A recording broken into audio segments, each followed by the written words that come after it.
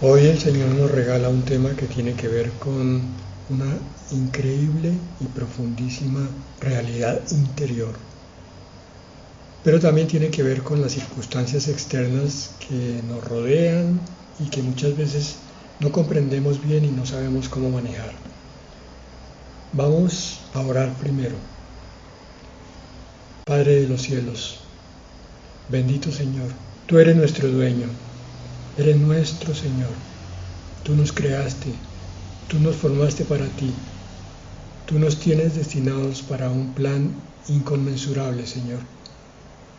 Aclara nuestra conciencia, danos visión transparente de tus cosas, danos comprensión profunda, Señor, de todas las verdades que quieres revelar. Danos un corazón esponjoso y tierno para ti, un corazón cálido, Señor, para tus cosas. Con eso te estamos pidiendo que apartes toda dureza del corazón, toda insensibilidad de la mente, toda falta de voluntad, y podamos entonces ver las realidades de tu palabra, Señor, porque hemos abandonado esa carnalidad que traíamos del mundo, y ahora tú con tu Espíritu nos has traído a la verdadera espiritualidad. Padre, pedimos por tu iglesia para que esto sea así hoy y todos los días, en el nombre de Jesús. Amén. Hablábamos sobre que el Señor nos iba a mostrar una tremenda realidad que se nos escapa con una facilidad impresionante de nuestra consideración de vida. Estoy hablando de que nuestra vida muchas veces no está conforme a lo que dice la palabra de Dios en la primera de Corintios, capítulo 6, versículos 19 y 20. ¿O no saben que su cuerpo es templo del Espíritu Santo que está en ustedes, el cual tienen de Dios, y que ustedes no se pertenecen a sí mismos? Porque han sido comprados por un precio. Por tanto, glorifiquen a Dios en su cuerpo y en su espíritu, los cuales son de Dios.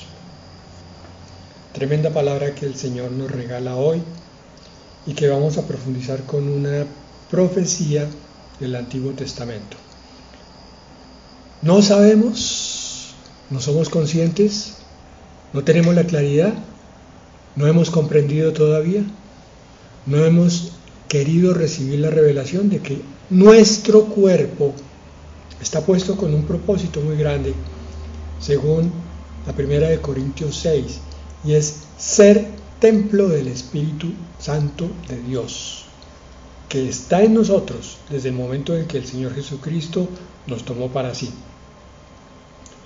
El cuerpo que tenemos, lo tenemos, dice aquí, de Dios.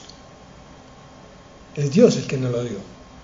En ningún momento la palabra acepta o confiesa que el cuerpo del hombre sea del hombre, que tu cuerpo sea tuyo, que tú puedas hacer con tu cuerpo lo que tú quieras, a nivel del sistema que consideres, a nivel de la situación que consideres. No se trata de dormir a pierna suelta porque sí, no se trata de comer como un marranito, no se trata de deleitarse en todas las cosas, dejando de lado el crecimiento interior, sino que se trata, dice esta palabra, de entender que la existencia nos fue dada con un propósito y que aún nuestro cuerpo tiene parte grandiosa dentro del plan divino, que por eso tenemos que cuidarlo, porque dice la palabra, que ustedes no se pertenecen a sí mismos.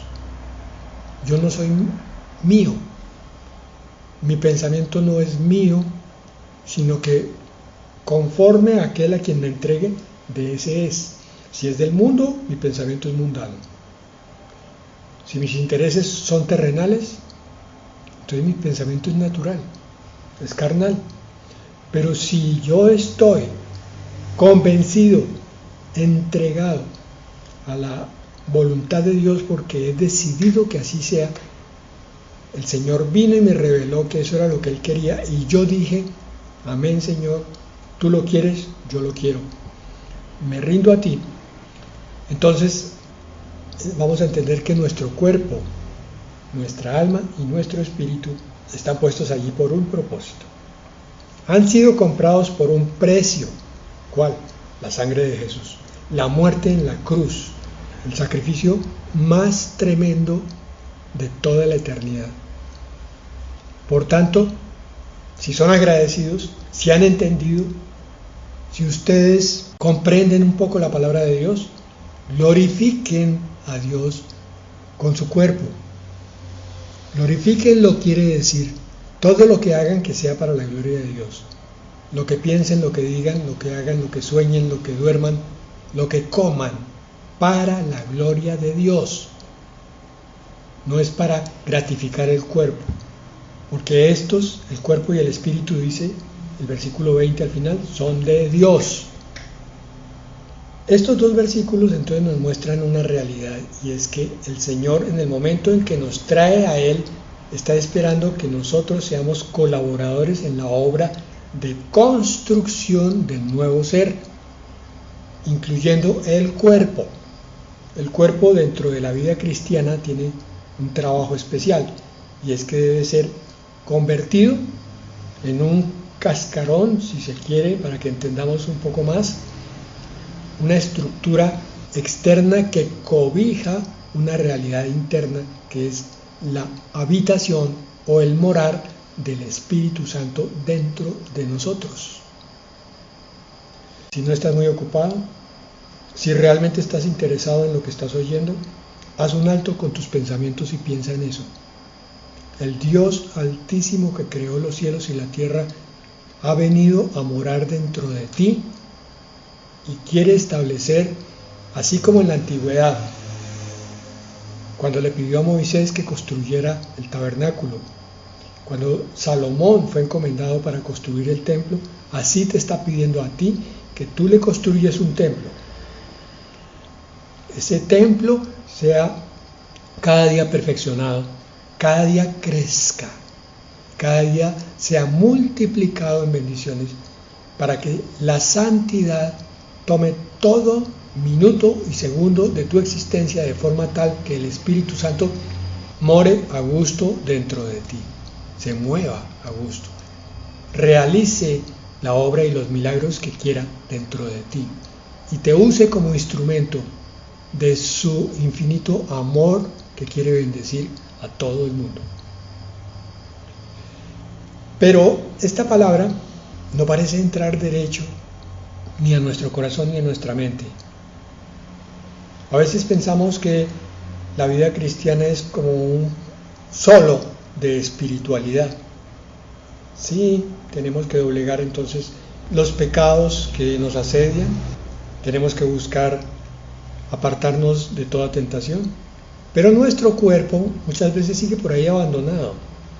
El cristiano entonces sigue siendo muy desordenado, no es pulcro con sus cosas materiales, donde va pasando hay caos, y lo mismo se refleja en su forma de vivir, ya dijimos antes, de dormir y aún de comer. Y eso marca tremendamente la vida espiritual del cristiano. No les pido que me crean, sino que investiguen, que escudriñen.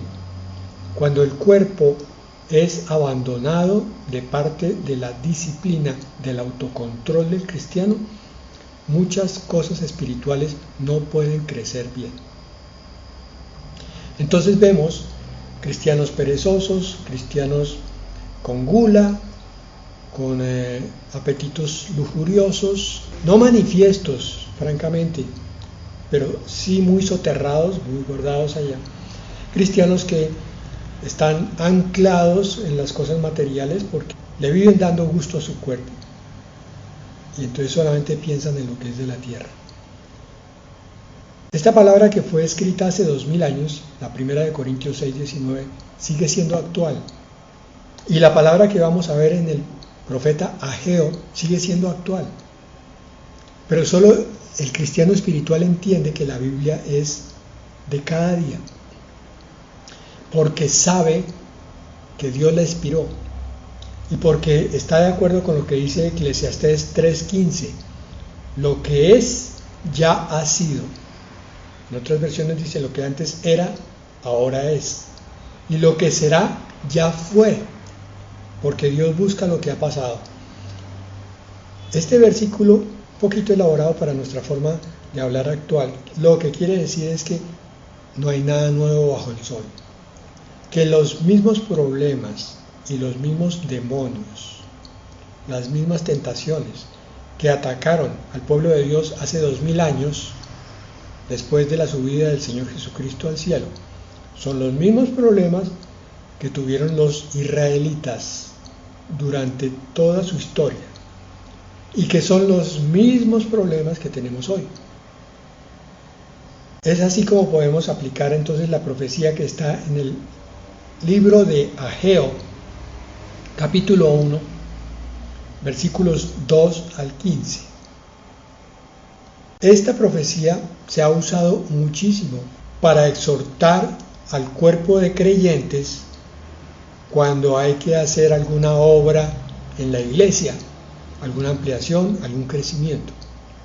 Cuando la iglesia está descuidada de parte de la congregación, cuando la iglesia está empezando a hacer planes de misionerismo o de ampliar estacas para recibir más gente, cuando la iglesia tiene planes para llevar el reino de Dios a más perdidos. Pero hoy vamos a ver una forma un poco distinta, y es que vamos a aplicar la profecía de Ageo 1 a la palabra que estaba en 1 Corintios 6:19, que ya leímos, donde se nos muestra que todos somos templo del Espíritu, todos los creyentes. Ageo 1:2. Con esto en mente, por favor, iniciamos la lectura enfocados en que nosotros somos templo del Espíritu. Versículo 2. Así dice el Señor de los ejércitos: este pueblo dice, no ha llegado el tiempo de que la casa del Señor sea reedificada. El versículo 2 empieza diciendo que esto es lo que dice el Señor, y el Señor entonces lo que hace es citar lo que el pueblo está diciendo. Me explico. El Señor está tomando un argumento del pueblo de Dios, y el argumento es: todavía no es tiempo de reedificar la casa de Dios. ¿Por qué no es tiempo? Algunos miran mucho las circunstancias externas. Entonces piensan que si no hay ninguna dificultad es porque el Señor está abriendo puertas, porque esa es la voluntad de Dios. En cambio, que si hay dificultades es porque el Señor está cerrando puertas. Esto puede ser parcialmente cierto.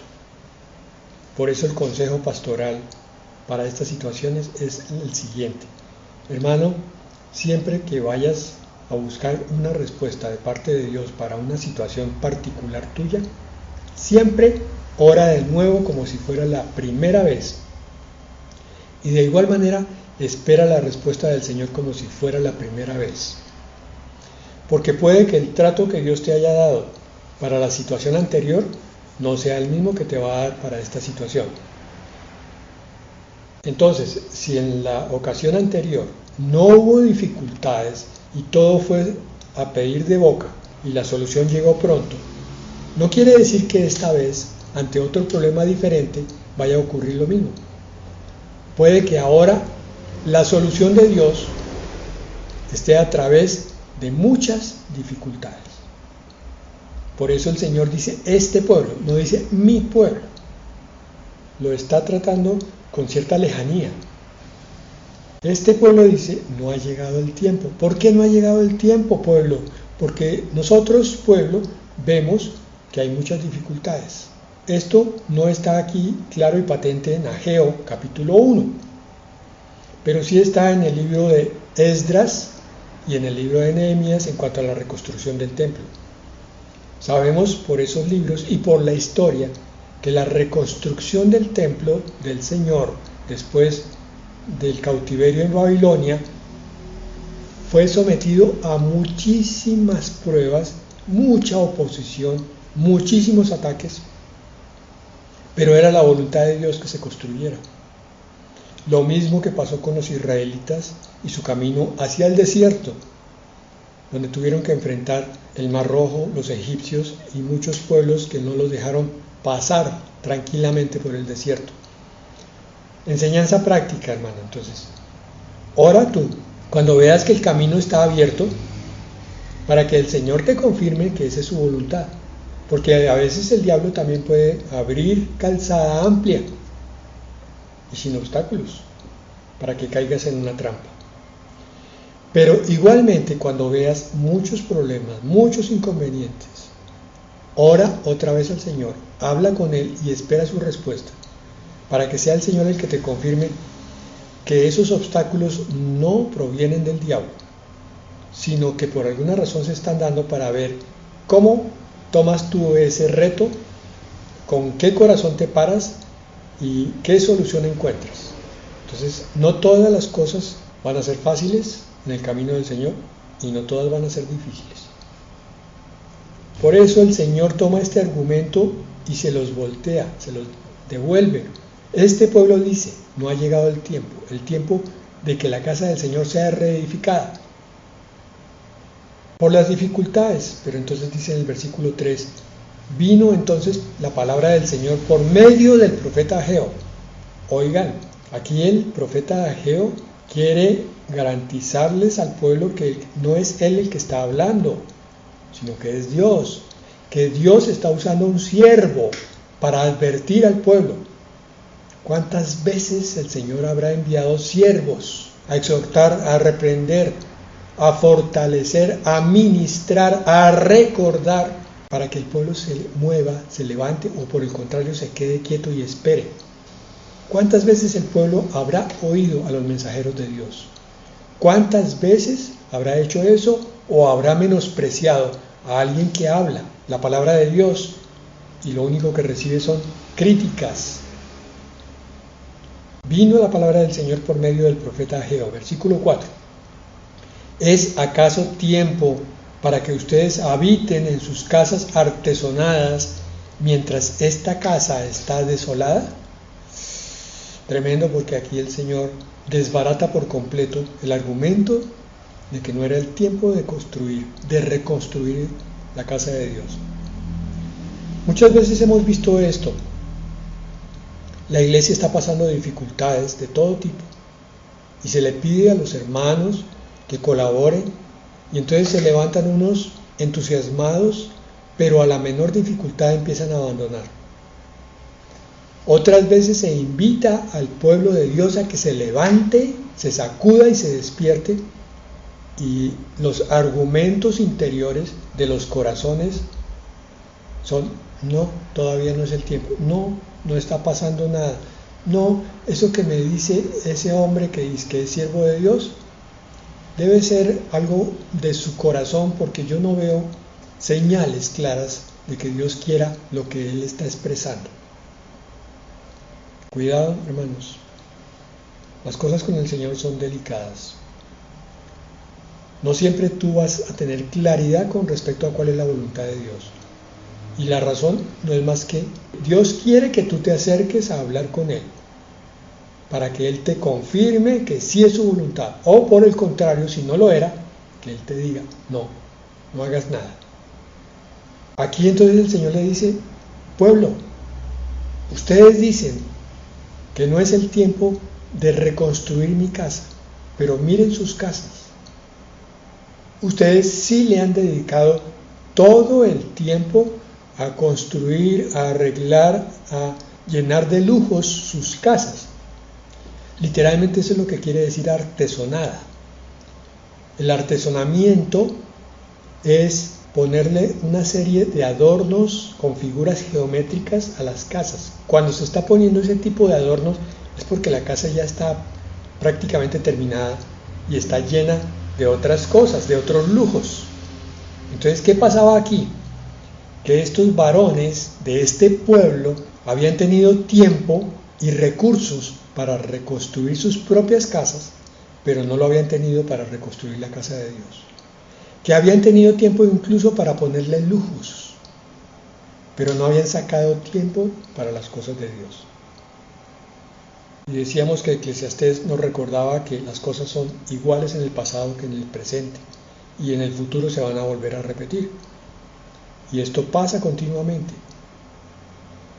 Si quieres tú, experimenta como pastor frente a un púlpito y trata de levantar a una multitud a que haga algo, y vas a quedar completamente golpeado en el intento, porque vas a descubrir que se levantan unos pocos, si acaso, y la mayoría siguen sentados, argumentando, contraargumentando, dando disculpas, diciendo que no tienen tiempo, que están muy ocupados en sus cosas. Para sus cosas, que son de este mundo, no hay dificultad que valga.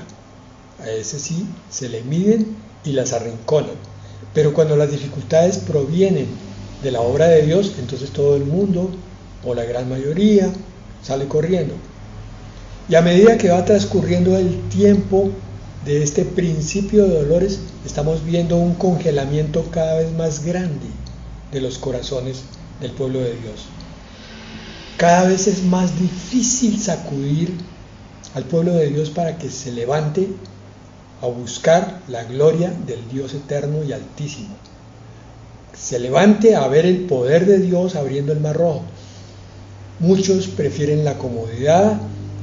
Dicen, así lo he hecho toda la vida, desde que soy cristiano hace 10 años, no me he movido de mi silla, no pienso hacerlo ahora.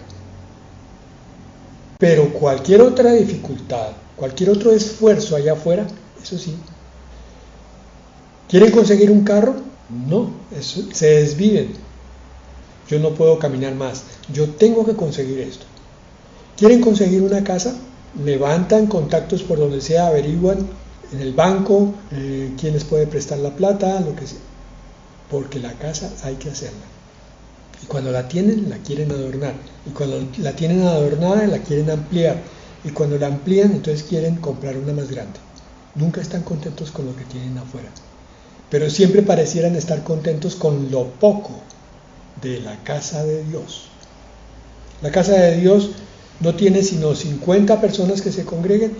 No, 51 ya nos asfixiamos, ya no cabemos.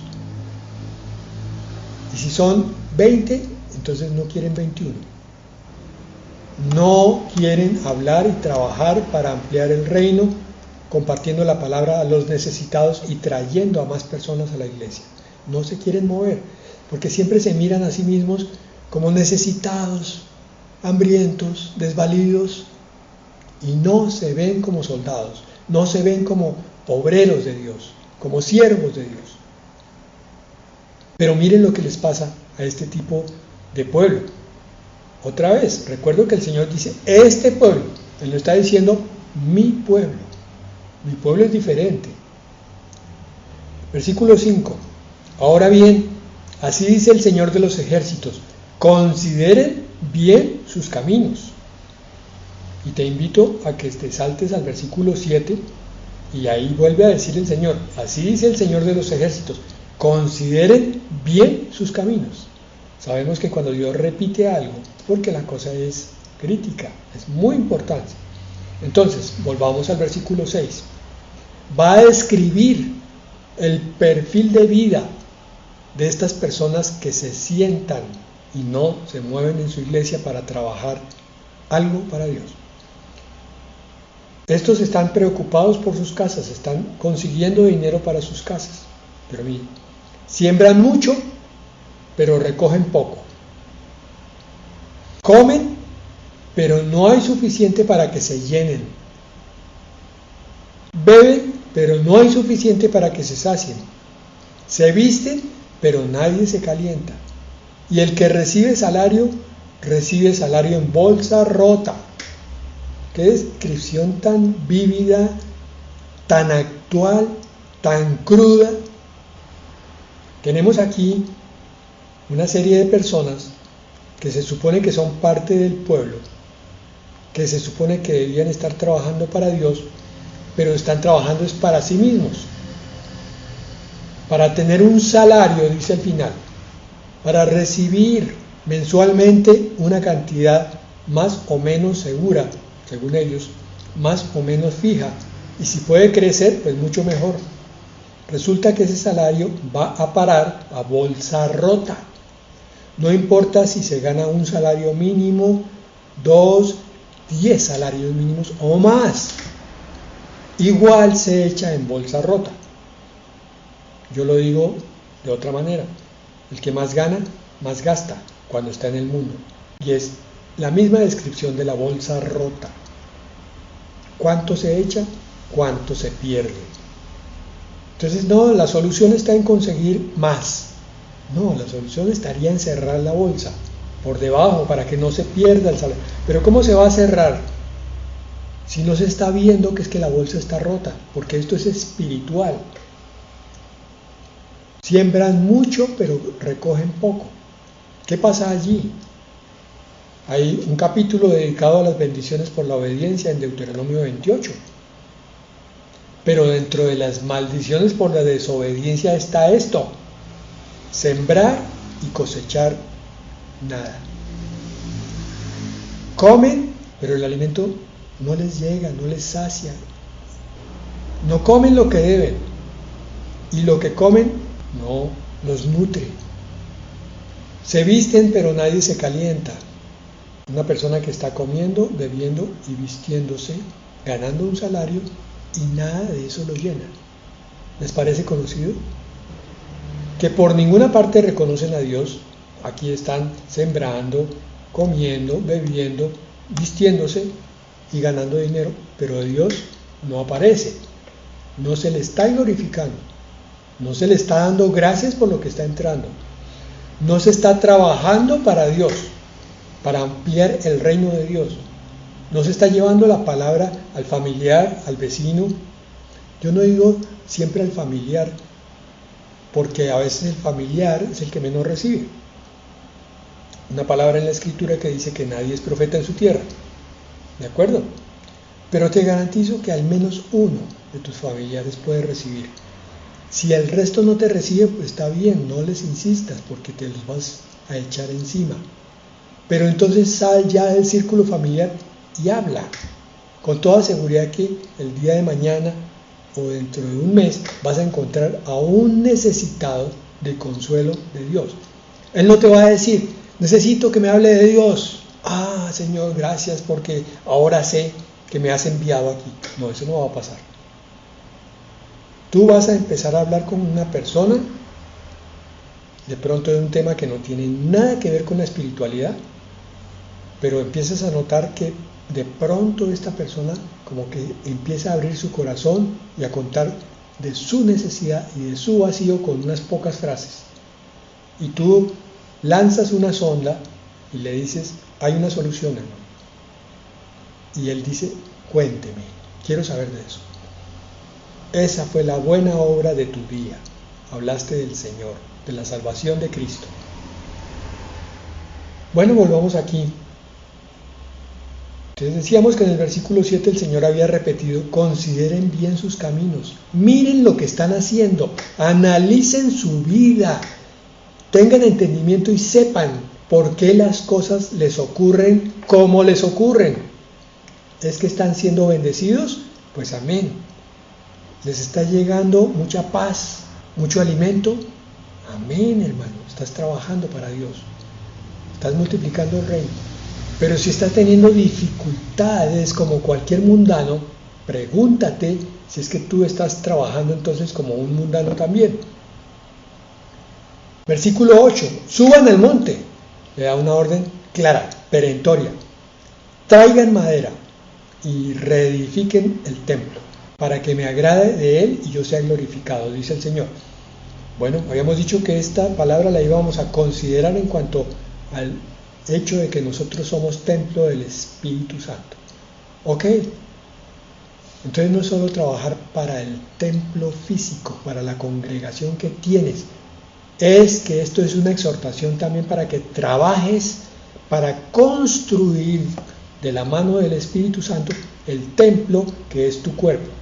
Y tu cuerpo incluye todo, incluye tu alma. O sea, tú tienes que trabajar en tu parte física, cuidando tu cuerpo, y en tu parte emocional, haciéndola crecer.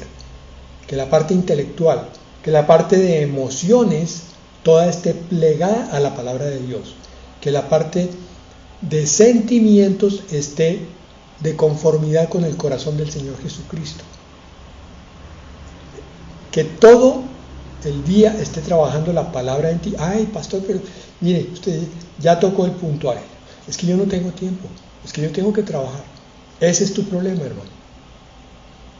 Que tú te escudas de pronto en una razón externa, porque yo te pregunto, ¿y si el Señor te quitara ese empleo, qué harías? ¿Ahí sí te dedicarías a buscar del Señor? Porque es al revés. Cuando la persona, cuando el individuo quiere buscar de Dios, entonces le saca tiempo aún de su empleo, para leer la palabra ya en el empleo, para hablarle al necesitado, al compañero, para orar porque el jefe edifique esa empresa dentro de un espíritu de amor, de concordia, de armonía. Pero ¿cómo puede uno edificar las cosas de afuera si no ha edificado lo de adentro? ¿Cómo puede un cristiano decir que está creyendo en la palabra de Dios y está descuidando su cuerpo, está violentando la biología de su cuerpo, los ritmos que tiene su cuerpo, los horarios de comida, los horarios de sueño, los horarios de trabajo, todo lo está violentando? ¿Cómo puede decir que está cuidando el templo del Señor? Y si no está haciendo eso, ¿cómo puede decir que está cuidando el templo en la parte almática, en la parte intelectual, en la parte de sentimientos, en la parte de pensamientos? Que está cuidando sus pensamientos para Dios. Vuelve y dice el Señor en el versículo 9 otra vez, repite, quiere decir, muy importante, esperan mucho, pero hay poco. Puso el dedo en la parte dolorosa. Todos tienen sueños, cristianos y no cristianos, pero solamente los que están en el Espíritu, agradando a Dios continuamente, conforme a su voluntad, son los que reciben mucho, tienen paz, tienen plenitud, tienen gozo, tienen comunión con Dios. En cambio los otros, naturales o incrédulos, y carnales o cristianos del montón, no importa cuántas veces lean la Biblia, pero como están tan ocupados con las cosas del mundo, no se sienten llenos ni plenos, sino en un cristianismo fofo, vacío, frustrante. Y lo que traen a casa, yo lo aviento. Llegas con algo grande y el Señor con un ventilador gigantesco saca a volar todo. Y tú dices, ¿pero qué pasa? ¿Por qué? Declara el Señor de los ejércitos. Por causa de mi casa que está desolada, mientras cada uno de ustedes corre a su casa. ¿Qué dice allí? Mi congregación está descuidada. Mi templo del Espíritu, que eres tú, está descuidado. Entonces, ¿cómo pides tanto y sientes que no hay nada? ¿Por qué crees que no hay nada? ¿Te has puesto a preguntar? ¿Por qué te sientes tan vacío? ¿Por qué te sientes tan frustrado? ¿Por qué sientes que el cristianismo es bonito en palabra, pero para ti no se cumple? Levanta tus ojos de donde los tienes fijados, que muy seguramente es mundo, que muy seguramente es dinero o fama o poder o vanagloria, como las tentaciones en el desierto para el Señor Jesucristo de parte del diablo. Y cuando dejes de mirar eso y empieces a mirar al Señor como alguien a quien tienes que dedicarte más, empezarás a sentir la plenitud interior. Pero pastor, otra vez, es que mi trabajo me quita. Bueno, no está bien. Supongamos que tú tienes un horario pesado, no de 8, sino de 10 horas. ¿Te cuesta mucho trabajo sacarle 10 minutos cuando llegues a tu casa al Señor? ¿Le estás sacando esos 10 minutos? Tiempo para la lectura de la palabra, que es la que modifica tu interior y construye tu ser como templo del Señor. Cuando me digas que sí, entonces voy a decirte, de acuerdo, hermano, tiene un trabajo pesado, pero glorifique a Dios, pero gloríese en Dios, porque Él le da la capacidad de, aparte de mucho esfuerzo para el trabajo físico, le da la capacidad de buscarlo, así sean 10 o 15 minutos durante el día. Es que no tengo tiempo. Aviso, partido de fútbol. Aviso, película interesantísima, de acción. Aviso, visita muy agradable. ¿Hay tiempo? Para eso sí hay tiempo, ¿cierto? Entonces no me digas que no hay tiempo para el Señor. Esa es una disculpa de la gente del pueblo que no es de Dios. Pero el pueblo de Dios busca a su Dios. Versículo 10, por tanto, por causa de ustedes, los cielos han retenido su rocío y la tierra ha retenido su fruto. Mucho trabajo allá en el mundo que tanto buscas, pero poco resultado acá donde debieras estar buscando a Dios. Versículo 11, llamé, está diciendo el Señor, a la sequía sobre la tierra, sobre los montes, sobre el trigo, sobre el vino nuevo, sobre el aceite, sobre lo que produce la tierra, sobre los hombres, sobre el ganado y sobre todo el trabajo de sus manos. Escasez. Mire bien el mundo porque eso es lo que está viniendo en este tiempo de dolores, en este principio de dolores. Escasez. ¿Recuerdas el jinete del caballo negro? Especulación. Está viniendo sobre el mundo, poco a poco. Todavía no ha salido el jinete, pero ya hay amenazas. Entonces Zorobabel, hijo de Salatiel, el sumo sacerdote Josué, hijo de Josadac, y todo el remanente del pueblo, obedecieron la voz del Señor su Dios y las palabras del profeta Ageo, como el Señor su Dios le había mandado, y temió el pueblo delante del Señor. En este versículo se nos muestra lo mismo que es la enseñanza para el diezmo. Cuando se saca el 10% de lo que el Señor nos trae, ese 90% restante rinde más que el 100% que se tenía antes. Cuando se saca tiempo para el Señor, el 10% del tiempo del trabajo, ese tiempo de trabajo va a rendir mucho más con ese otro tiempo de comunión, búsqueda de la palabra, de lectura, de búsqueda de la presencia de Dios. Versículo 13, la parte final del 12, y temió el pueblo delante del Señor, temor de Dios, cosa que no está teniendo el mundo hoy para con su Dios. Entonces Ageo, mensajero del Señor, por mandato del Señor, habló al pueblo. ¿Cómo? Si ustedes obedecen, decía en el versículo anterior, yo estoy con ustedes, dice en este versículo, declara el Señor. Y el Señor despertó el espíritu de Zorobabel, hijo de Salatiel, gobernador de Judá, y el espíritu del sumo sacerdote Josué, hijo de Josadac, y el espíritu de todo el remanente del pueblo. Así que vinieron y comenzaron la obra de la casa del Señor de los ejércitos, su Dios, el día 24 del mes sexto, en el año segundo del reino de Darío. ¿Qué pasó aquí? Que el pueblo entendió el aviso del Señor y entonces dijo, perfecto, hay que hacer algo, hagámoslo ya. Vamos a dedicar a Dios el tiempo que es de Dios y al mundo el tiempo que es del mundo. Si hay que hacer trabajos en la casa, perfecto, pero primero está el tiempo para Dios. Vamos a construir 2 templos, el templo que es mi cuerpo y el templo que es la congregación. Y entonces, ¿qué hace el Señor? Despierta tu espíritu, te da fuerzas renovadas, alas como de águila, produce en ti el milagro que antes no tenías ganas, ahora algo adentro explota como una bomba y dice, tengo que levantarme, tengo que hacer.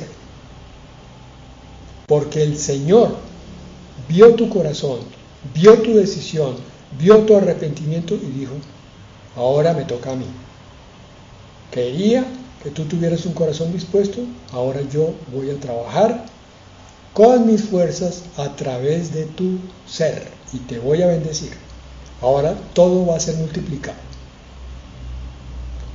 Qué precioso Señor, el que nos enseña la palabra que está fuera de toda lógica. Esto no entra por la cabeza, no entra por la razón, entra por el Espíritu y por la fe.